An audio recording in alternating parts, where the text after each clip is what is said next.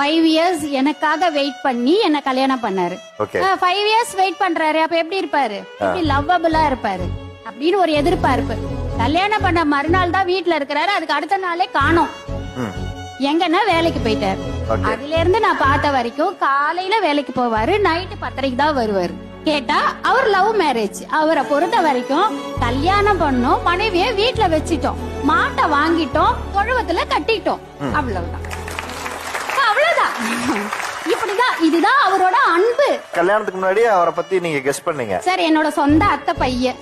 அவரை கெஸ் பண்றதுக்கு என்ன இருக்கு? நம்ம 10 வார்த்தை பேசினா அவர் ஒரே வார்த்தை, அவ்வளவு. ஆமாங்க, 10 வார்த்தை பேசுனா நீங்க ஒரு வார்த்தை அங்க பேச முடியலன்னா உங்கள்ட்ட மனைவிட்ட ஒரு 10 நிமிஷம் பேசுனா 11வது நிமிஷம் சண்டை தான் வரும். நான் இவ்வளவு பேசுவேன்னு தெரியும்ல, அப்புறம் எப்படி என்ன கல்யாணம் என்ன எப்படி சூஸ் பண்ணாரு? நீங்க என்ன நினைக்கிறீங்கன்னா கணவன் வந்து உங்கள்ட்ட நல்லா சிரிச்சு பேசணும்.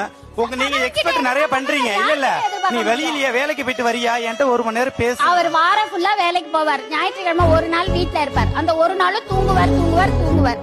அவங்க அன்பான அம்மா ஒரே ஒரு வார்த்தை சொல்லுவாங்க, என் புள்ள மாறவே இல்ல, கல்யாணத்துக்கு அப்புறமும் ஒரே மாதிரி தான் இருக்கிறான், வாரம் ஃபுல்லா வேலைக்கு போவான், அந்த ஒரு நாள் தூங்குறான்.